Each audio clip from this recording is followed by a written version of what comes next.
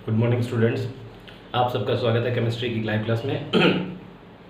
हमने कल जो पढ़ा वहाँ हमने सैटरडे की क्लास में पढ़ा था, हैलोजन चल रहा था अपना, और हैलोजन के अंदर हमने बात की थी ऑक्सीकरण अवस्था की और उसकी ऑक्सीकारक प्रकृति की। इसके बाद आज बात आती है इसके रासायनिक गुणों की। तो सबसे पहले हम बात करते हैं हैलोजनों की हाइड्रोजन की प्रतिक्रियाशीलता। सबसे पहला आता है हाइड्रोजनों के प्रति क्रियाशीलता।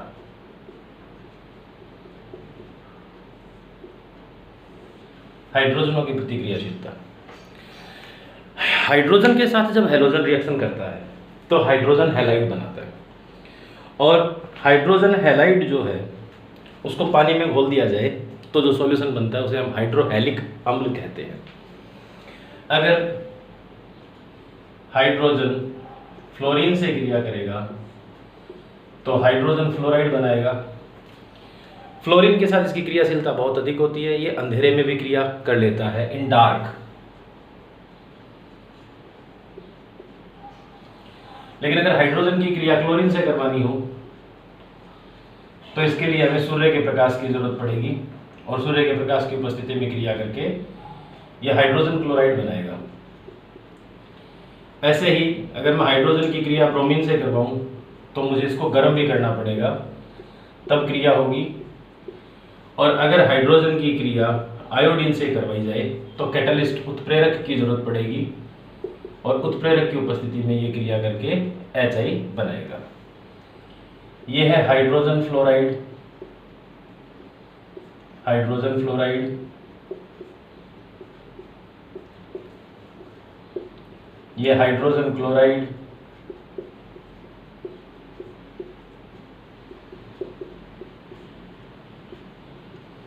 ये हाइड्रोजन ब्रोमाइड,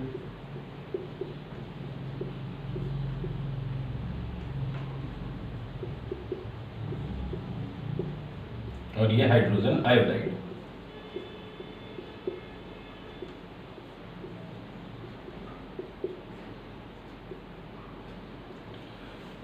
इनकी रिएक्शंस को देख के आप लोगों को एक बात समझ में आ गई होगी कि हाइड्रोजन और फ्लोरीन बहुत आसानी से क्रिया करते हैं, यानी इनके बीच का बंध मजबूत है। तो इनके बीच का बंध मजबूत है, इसका मतलब इसके बंध को तोड़ने के लिए जो एनर्जी चाहिए वो भी ज़्यादा चाहिए। तो HF की बंध वियोजन एंथैल्पी सबसे ज़्यादा है। इसकी तुलना में हाइड्रोजन क्लोरीन जो है वो क्रिया कठिनाई से कर रहा था HF की तुलना में। तो इनकी बंध वियोजन एंथैल्पी HF की बंध वियोजन एंथैल्पी से कम है, HBr की और कम है, और HI की और कम है। तो देखो, सबसे पहली बात तो ये कि अगर इनको पानी में घोल दिया जाए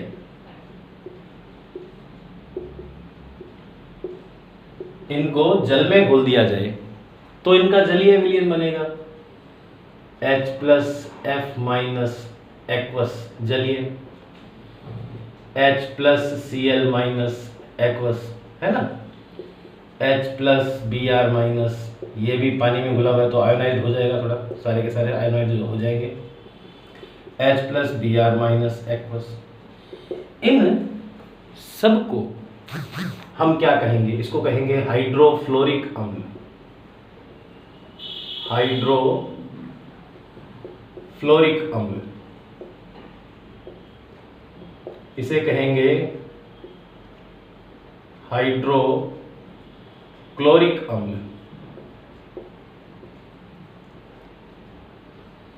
ये हो गया हाइड्रोब्रोमिक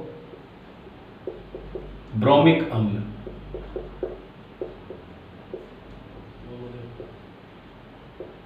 और ये सॉरी HBr नहीं, HI, हाइड्रो आयोडिक अम्ल।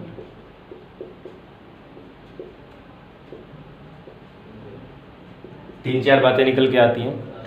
सबसे पहली बात, हाइड्रोजन फ्लोरीन से क्रिया करता है, ये क्रिया तेजी से होती है, अंधेरे में हो जाती है, और ये HF बनाता है, और HF जो इसको हम क्या कहेंगे? हाइड्रोजन फ्लोराइड कहेंगे। इसका जलीय विलयन हाइड्रोफ्लोरिक अम्ल कहलाता है। सेम केस बाकी हैलोजन के साथ क्लोरीन से क्रिया करके हाइड्रोजन क्लोराइड बनाएगा, इसको पानी में घोल दूंगा तो हाइड्रोक्लोरिक अम्ल बनेगा। ब्रोमीन के साथ क्रिया करके हाइड्रोजन ब्रोमाइड बनेगा, इसको पानी में घोल देंगे तो हाइड्रोब्रोमिक अम्ल बन जाएगा। और आयोडीन से क्रिया करके हाइड्रोजन आयोडाइड बनाएगा तो जल में घुलकर हाइड्रोआयोडिक अम्ल बनाते हैं। एक बात तो ये हो गई। दूसरी बात ये है कि ये जो है इसकी बंध वियोजन एंथैल्पी सबसे ज्यादा है। बंध वियोजन एंथैल्पी की अगर मैं बात करूं, बंध वियोजन एंथैल्पी, तो इसका क्रम क्या होगा? HF की सबसे ज्यादा, इससे कम HCl की, इससे कम HBr की और सबसे कम HI की। सरल शब्दों में अगर हम बात करें तो हम ये कह सकते हैं कि हाइड्रोजन आयोडाइड जो है इसका बंध तोड़ना सबसे आसान है। अब इसके पीछे का कारण क्या है? बंध वियोजन एंथैल्पी के इस क्रम का कारण क्या है? तो कारण ये है कि फ्लोरीन आकार में बहुत छोटा है, इसकी विद्युतीयता बहुत ज़्यादा है, इसलिए हाइड्रोजन के साथ मजबूत बंध बनाएगा। जैसे जैसे हम ऊपर से नीचे आएंगे परमाणु आकार बढ़ता जाएगा हैलोजन का। जब हैलोजन का परमाणु आकार बढ़ेगा तो परमाणु आकार बढ़ने के साथ में हाइड्रोजन के साथ इसका बंध कमजोर होता चला जाएगा। ये हाइड्रोजन का परमाणु मान लो और ये फ्लोरीन का परमाणु, दोनों आकार में छोटे हैं तो नाभिक से साझे के इलेक्ट्रॉन मजबूती से बंधे होंगे तो बंध मजबूत होगा। ये हाइड्रोजन का परमाणु मान लीजिए और ये आयोडीन का परमाणु, यहाँ से देखो नाभिक की दूरी बढ़ गई साझे के इलेक्ट्रॉनों पर तो बंध कमजोर हो जाएगा। इस वजह से अम्ल सामर्थ्य के क्रम की अगर हम बात करें तो अम्ल सामर्थ्य का क्रम क्या होगा कि सबसे दुर्बल अम्ल होगा इनमें HF। अम्ल सामर्थ्य का क्रम, सबसे दुर्बल अम्ल HF होगा, इससे प्रबल अम्ल HCl होगा, इससे प्रबल अम्ल HBr होगा और सबसे प्रबल अम्ल HI होगा, हाइड्रोजन आयोडाइड होगा। ठीक है, तो ये थी बेटा हैलोजन और हाइड्रोजन की क्रियाशीलता की बातें। थ्योरी में आपको जो बातें लिखनी है वो इंपॉर्टेंट बातें क्या क्या हैं जो लिखनी है एग्जाम में जहाँ से क्वेश्चंस पुट होते हैं, इन्हीं सब बातों को मैं समराइज करके लिखता हूँ। हैलोजन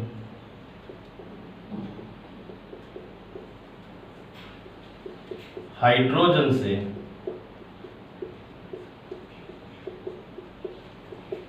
क्रिया करके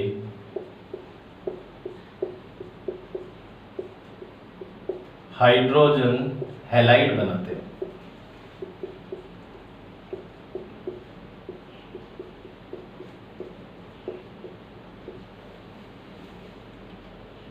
हाइड्रोजन हैलाइडों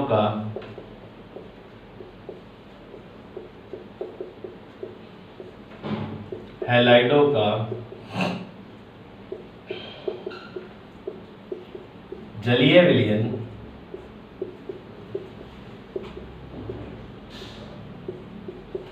हाइड्रोहेलिक अम्ल कहलाता है।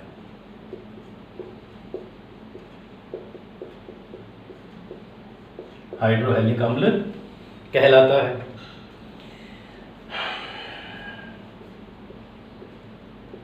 इनके बंध वियोजन एंथैल्पी का क्रम निम्न है।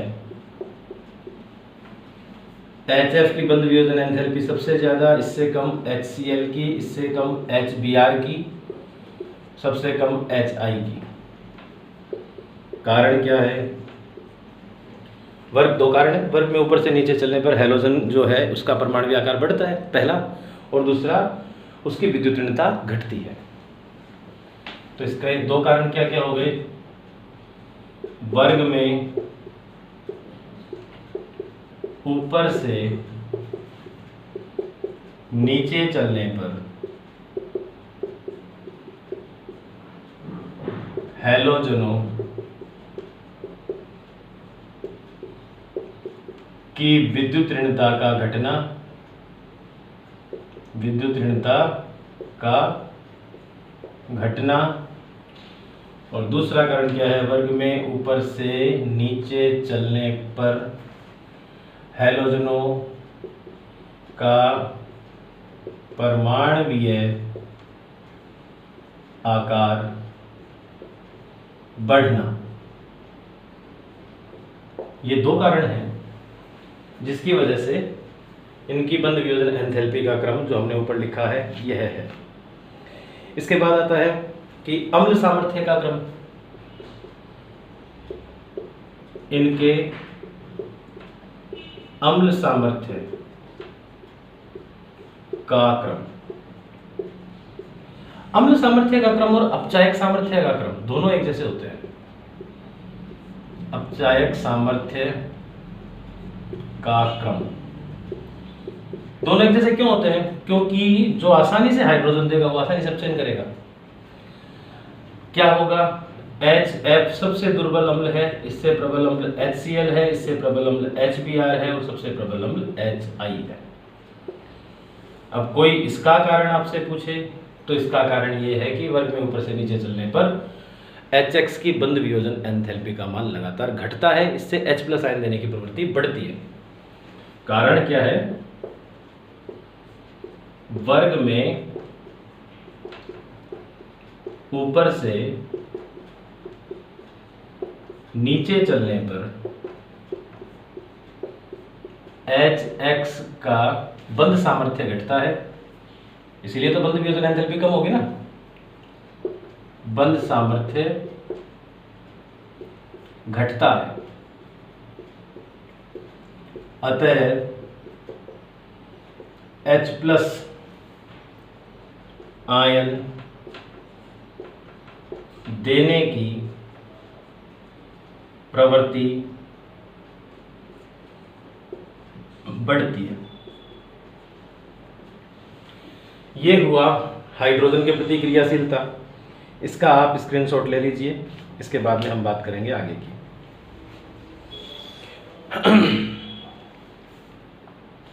आई थिंक यहां तक आपके समझ में आ गया होगा। अगला आता है ऑक्सीजन के प्रति क्रियाशीलता।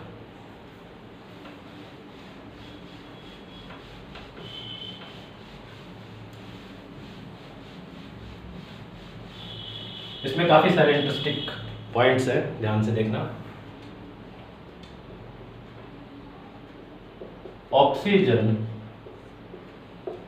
के प्रति क्रियाशीलता।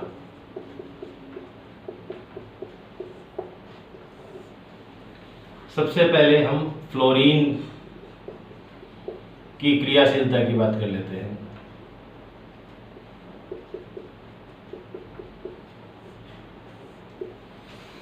फ्लोरीन ऑक्सीजन से क्रिया करके दो कंपाउंड बनाता है, एक तो OF2, एक O2F2। इन्हें हम फ्लोरीन के ऑक्साइड नहीं कहते, बल्कि इनको हम ऑक्सीजन के फ्लोराइड कहते हैं, क्योंकि फ्लोरीन की विद्युत ऋणता ज्यादा है और जिसकी विद्युत ऋणता ज्यादा होती है उसको वो ऋणायन होता है, ऋणायन के नाम के आगे आइड लगता है। मैं आपको कुछ सिंपल एग्जांपल से समझाता हूँ। NaCl में सोडियम की विद्युत ऋणता कम है और क्लोरीन की ज्यादा है, तो जिसकी विद्युत ऋणता ज्यादा होती है उसको एक तो हम लिखते हैं बाद में और कम विद्युत ऋणी को लिखते हैं पहले, तो इसको बोलेंगे सोडियम क्लोराइड, ना कि क्लोरीन सोडाइड। क्लोरीन सोडाइड नहीं बोलेंगे इसको। क्यों नहीं बोलेंगे? क्योंकि क्लोरीन जो है उसकी विद्युत ऋणता ज्यादा है और सोडियम की कम है। अब सपोज करो ऑक्सीजन के साथ अगर मैं क्लोरीन का कंपाउंड लिखता Cl2O, तो इसको क्लोरीन ऑक्साइड कहते हैं, क्योंकि ऑक्सीजन की विद्युत ऋणता ज्यादा है और क्लोरीन की विद्युत ऋणता कम है। तो जिसकी विद्युत ऋणता ज्यादा होती है उसको बाद में लिखा जाता है, उसके नाम के आगे आइड लगाते हैं। ठीक है। अब फ्लोरीन जब ऑक्सीजन से क्रिया करता है तो दो ऑक्साइड बनाता है, या ये कहूं कि ऑक्सीजन जब फ्लोरीन से क्रिया करता है तो दो टाइप के फ्लोराइड बनाता है। ये ऑक्सीजन से क्रिया करके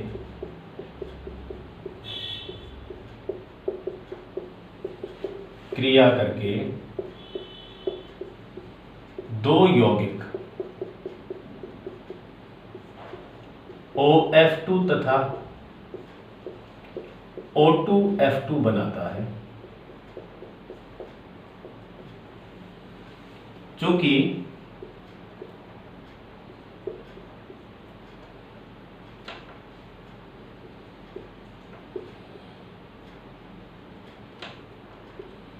फ्लोरीन की विद्युत ऋणता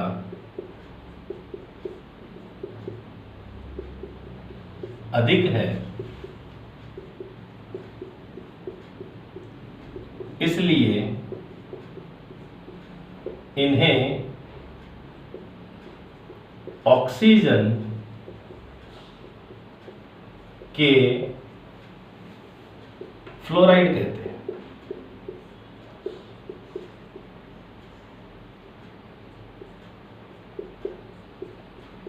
ऑक्सीजन के फ्लोराइड कहते हैं, ना कि फ्लोरीन के ऑक्साइड। एक बात तो ये, लेकिन ये जो होते हैं ये ज्यादा स्थायी नहीं होते, परंतु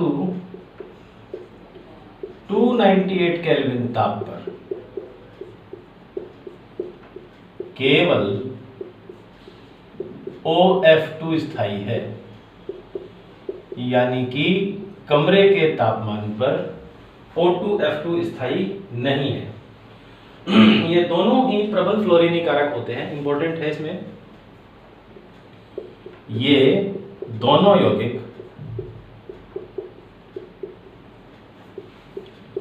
प्रबल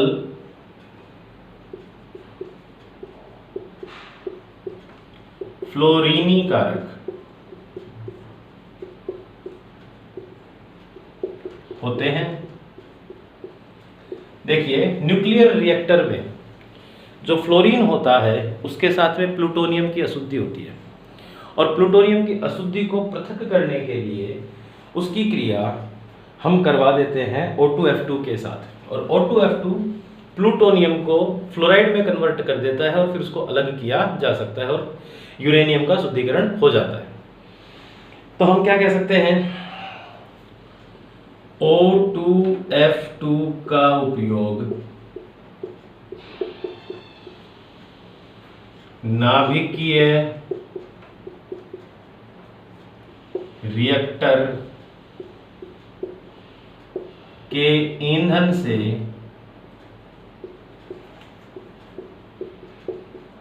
प्लूटोनियम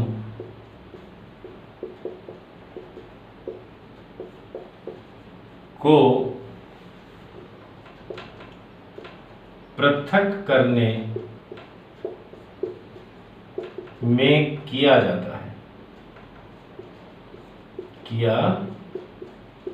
जाता है, ये प्लूटोनियम को PuF6 में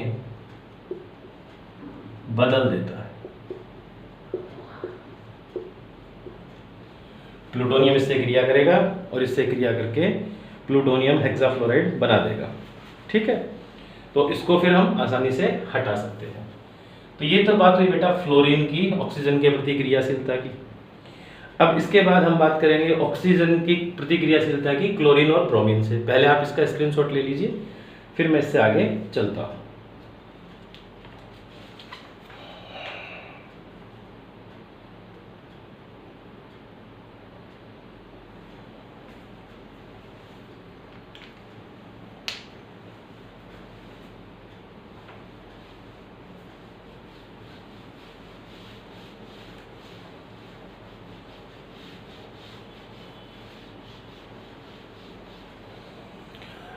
अब हम बात करते हैं बाकी के हैलोजनों की। तो आप याद रखना, क्लोरीन, ब्रोमीन तथा आयोडीन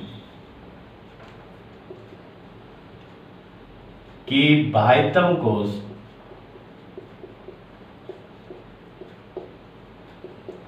में डी कक्षक की उपलब्धता के कारण ये ऑक्सीजन के साथ क्रिया करके अनेक ऑक्साइड बनाते हैं,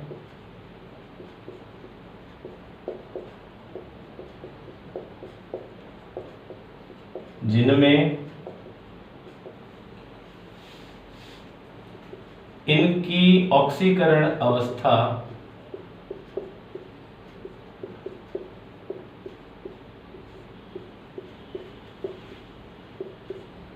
+1 से +7 तक होती है।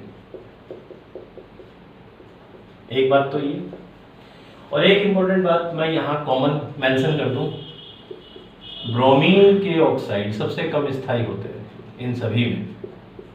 हैलोजन के ऑक्साइडों में सबसे कम स्थायी होते हैं। ब्रोमीन के ऑक्साइड अस्थायी प्रकृति के होते हैं।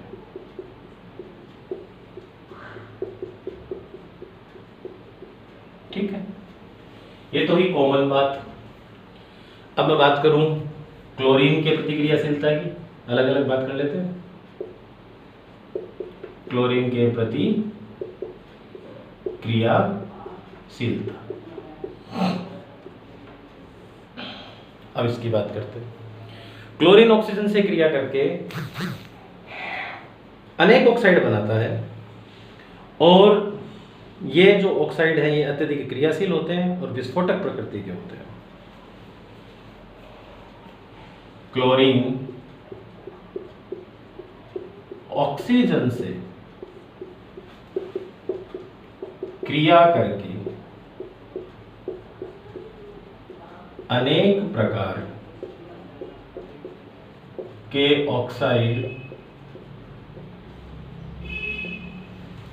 जैसे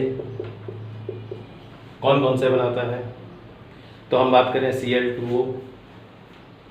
Cl2O, दूसरा बनाता है ClO2। Cl2O के अंदर क्लोरीन का ऑक्सीडेशन नंबर +1 है, इसमें +4 है। Cl2O6 और Cl2O7, Cl2O6, Cl2O7 आदि बनाता है, आदि बनाता है। ये सभी अत्यधिक क्रियाशील तथा विस्फोटक होते हैं। अत्यधिक क्रियाशील तथा विस्फोटक होते हैं। तो बेटा एक बात तो ये हो गई, इनके अंदर जो ClO2 है इसका उपयोग कागज की लुगदी और वस्त्रों के विरंजन और पानी के शुद्धिकरण में किया जाता है। ये याद रखना इंपॉर्टेंट है, यूज यहां से पूछा जाता है। ClO2 का उपयोग वस्त्र तथा कागज की लुगदी, पेपर फील्ड में, वस्त्र उद्योग में के विरंजन में किया जाता है।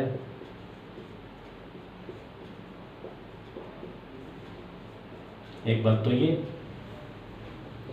दूसरी बात ClO2 का उपयोग जल के शुद्धिकरण में भी करते हैं। क्लियर हो गई दोनों बातें? तो ये थी किसके प्रति क्रियाशीलता, क्लोरीन के प्रति क्रियाशीलता। इसका भी आप स्क्रीनशॉट ले लीजिए, फिर इससे आगे की बात करते हैं।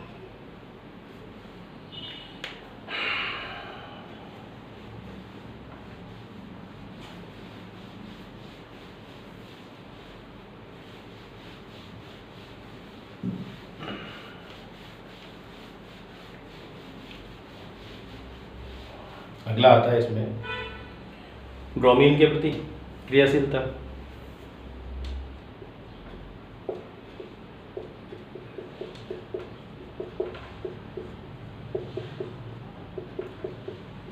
ऑक्सीजन की,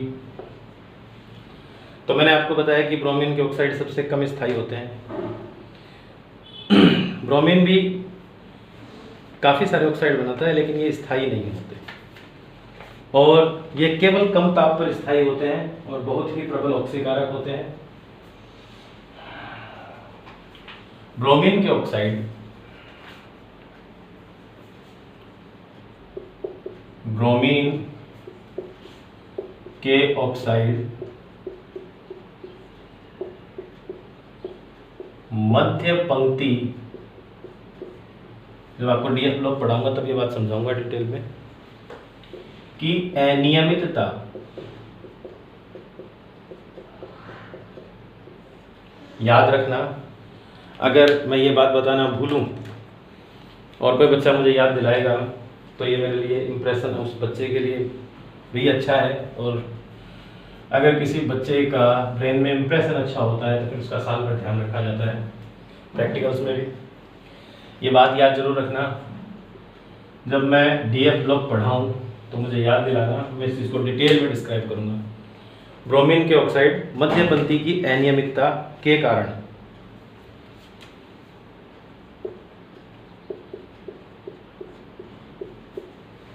सबसे कम स्थायी होते हैं। ये केवल निम्न ताप पर ही स्थायी है। ये प्रबल ऑक्सीकारक प्रकृति के होते हैं, जैसे एक तो वही Br2O जैसे Cl2O था, इसके अलावा BrO2 और BrO3 आदि। BrO2, BrO3 etcetera. ये बात हुई ब्रोमीन के ऑक्साइडों की। इसके बाद आता है आयोडीन के ऑक्साइड।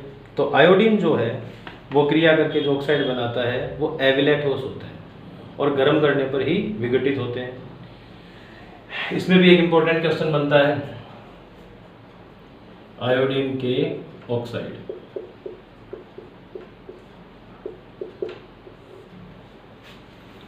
इसके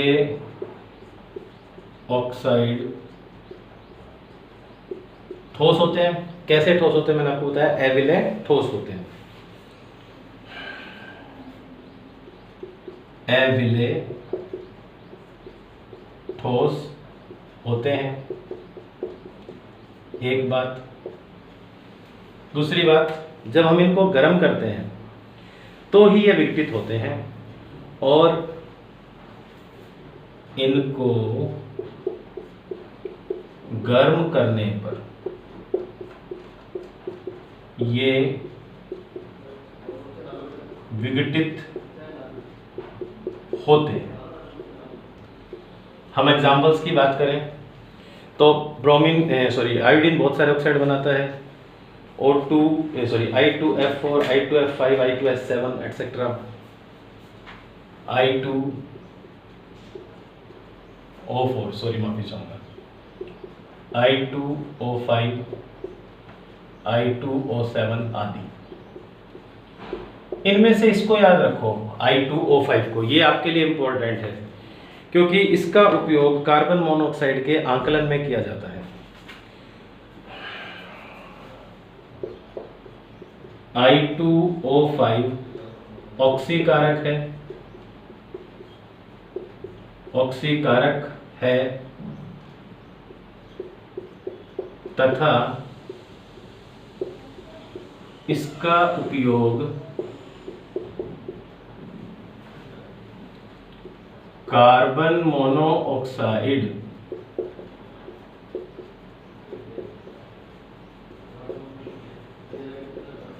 के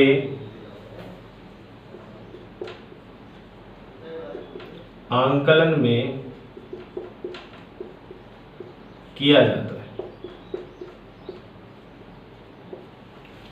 तो ये थे हैलोजन के ऑक्साइड, ऑक्सीजन के प्रति हैलोजन की क्रियाशीलता। इसका आप स्क्रीनशॉट ले लीजिए, फिर मैं इससे आगे चलता हूँ।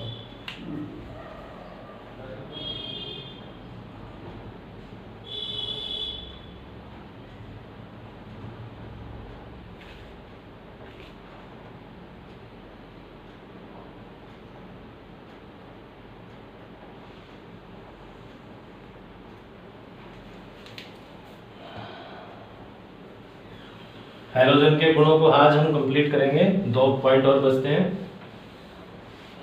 उसके बाद में फिर क्लोरीन, हाइड्रोजन क्लोराइड और ये सब टॉपिक आपके आएंगे, हम उनकी बात करेंगे। ये लेसन मैंने बहुत पेशेंस के साथ पढ़ा है, बहुत आराम से, और इसके नोट्स आप प्रॉपर प्रिपेयर करते रहो और इसको साथ साथ में याद करते रहो। पी ब्लॉक ऐसा लेसन है, जिस बच्चे ने याद कर लिया उसके लिए इसको बहुत बढ़िया स्कोरिंग है, कहीं कोई नंबर नहीं कटता, और नहीं पढ़ोगे साथ साथ में तो फिर ये आपको परेशान करेगा आगे तक।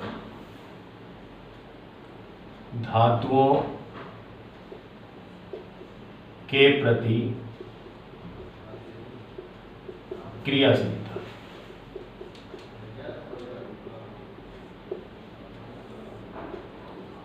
हैलोजन धातु के साथ क्रिया करके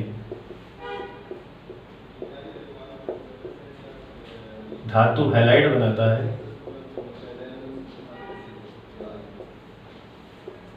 धातु हैलाइड बनाते हैं। और ये जो धातु हैलाइड होते हैं इनमें सबसे ज़्यादा आयनिक गुण होते हैं फ्लोराइड में, उससे कम क्लोराइड में, उससे कम ब्रोमाइड में, सबसे कम आयोडाइड में। तो मैं कह सकता हूं इन हैलाइडों में आयनिक गुण का क्रम निम्न है। सबसे ज्यादा आयनिक कौन होगा? धातु का फ्लोराइड, क्योंकि फ्लोरीन की विद्युतता सबसे ज्यादा है, तो इसमें ध्रुवता भी सबसे ज्यादा होगी बंध में। इसके बाद में धातु का क्लोराइड, फिर धातु का ब्रोमाइड और फिर धातु का आयोडाइड। ये होता है इनका क्रम।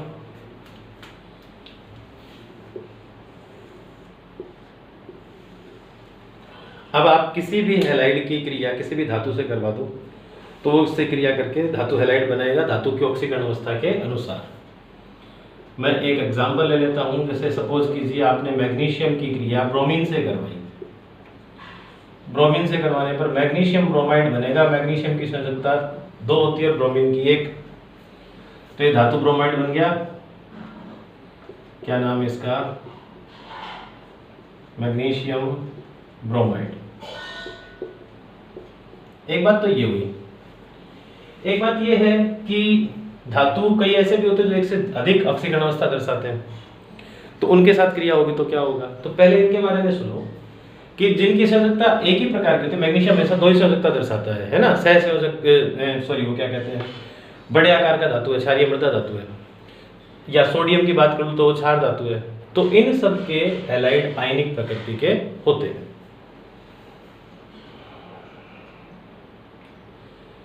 ये हैलाइड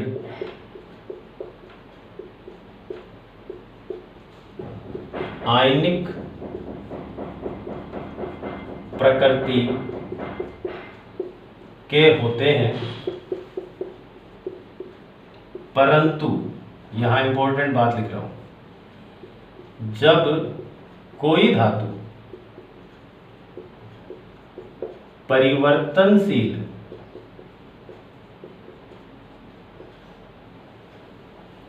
ऑक्सीकरण अवस्था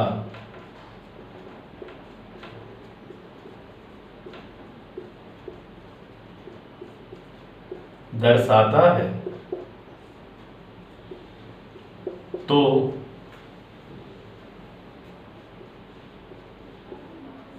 उसके उच्च ऑक्सीकरण अवस्था वाले ऑक्सीकरण अवस्था वाले हैलाइड सह संयोजक गुण भी दर्शाते हैं। इसका कारण हम समझेंगे अभी। पहले आप इतने का स्क्रीनशॉट ले लीजिए, उसके बाद आगे की बात करता हूं।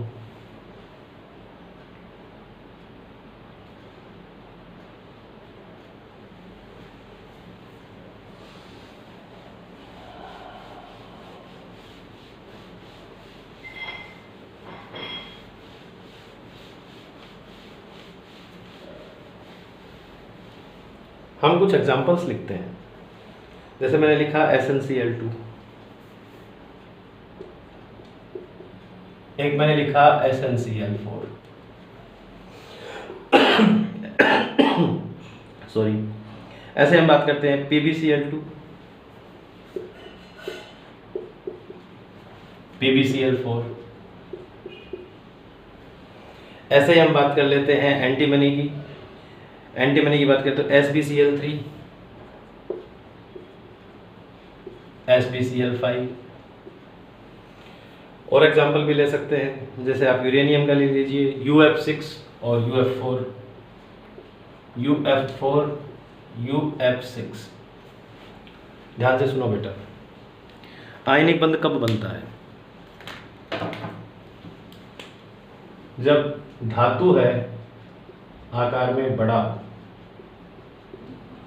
और अधातु आकार में छोटा हो, तो इनके बीच का जो बंध होगा वो होगा आयनिक। क्योंकि धातु बड़े आकार के कारण इलेक्ट्रॉन का त्याग कर देगा, अधातु और त्याग करके धनायन बनाएगा, अधातु उसके द्वारा त्यागे गए इलेक्ट्रॉन को ग्रहण करके ऋणायन बनाएगा, और इन धनायन और ऋणायनों के बीच में स्थिर विद्युत आकर्षण बल आ जाएगा और आयनिक बंध बनेगा। जैसे NaCl की बात करूं तो एक Na+ को 6Cl- घेर कर रखते हैं। इनके बीच में एक इसके ऊपर होगा, एक इसके नीचे, चारों तरफ। इनके बीच में कोई रासायनिक बंध नहीं होता बल्कि स्थिर विद्युत आकर्षण बल होता है, और इसी को हम आयनिक बंध कहते हैं। ऐसा इसलिए होता है क्योंकि बड़े आकार का जो धातु है उसमें इलेक्ट्रॉन के त्यागने की प्रवृत्ति पाई जाती है। लेकिन जैसे जैसे ऑक्सीकरण अवस्था में वृद्धि होती है धातु का आकार छोटा हो जाता है। यहाँ टिन जो है इसका ऑक्सीडेशन नंबर है +2, यहाँ टिन का ऑक्सीडेशन नंबर है +4। आपको पता है कि 50 नंबर का टिन परमाणु क्रमांक, इसमें जब +2 ऑक्सीडेशन नंबर है तो प्रोटॉन की संख्या 50 है, इलेक्ट्रॉन की संख्या 48 है। लेकिन जब Sn4+ है तो प्रोटॉन की संख्या 50 है और इलेक्ट्रॉन की संख्या 46 ही रह गई, क्योंकि 4 इलेक्ट्रॉन निकल गए। आकार घटा, जैसे जैसे आकार घटेगा वैसे वैसे इलेक्ट्रॉन त्यागने की प्रवृत्ति कम होगी, और जब इलेक्ट्रॉन त्यागने की प्रवृत्ति कम होगी तो आयनिक बंध बनाने के बजाय सहसंयोजक बंध बनाने की प्रवृत्ति आ जाएगी। तो मैं कह सकता हूँ SnCl2 की तुलना में SnCl4, PbCl2 की तुलना में PbCl4, SbCl3 की तुलना में SbCl5 और UF6 की तुलना 4 की तुलना में UF6 अधिक सह संयोजक प्रकृति के होते हैं। आई थिंक आपको ये बात समझ में आ गई होगी। और आज का लास्ट टॉपिक पढ़ेंगे हम हैलोजन के प्रतिक्रियाशीलता।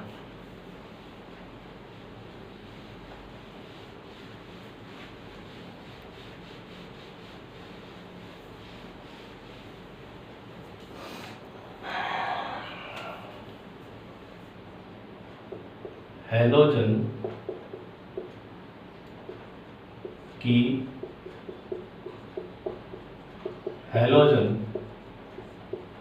के प्रति क्रियाशीलता।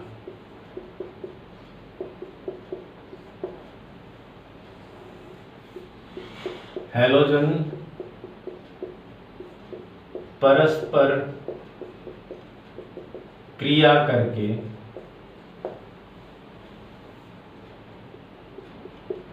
अंतर हैलोजन यौगिक बनाते हैं।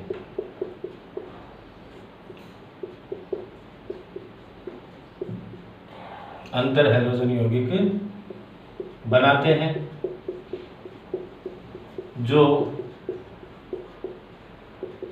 हैलोजनों से अधिक क्रियाशील होते हैं। हैलोजनों से अधिक क्रियाशील होते हैं।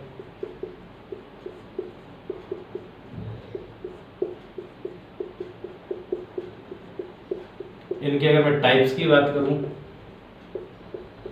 तो पहला टाइप, ये बेटा अंतर हैलोजन यौगिक अपने डिटेल में इसी लेसन में आगे है ना, अभी तो सिर्फ इंट्रोडक्शन में हम पढ़ रहे हैं, इसी टॉपिक को हम डिटेल में भी पढ़ेंगे इसी लेसन में। तो पहला है X डैश, दूसरा टाइप है X3, तीसरा टाइप है X4 5, और अगला टाइप है X7। यह आपको क्या याद रखना है? X बड़ा हैलोजन,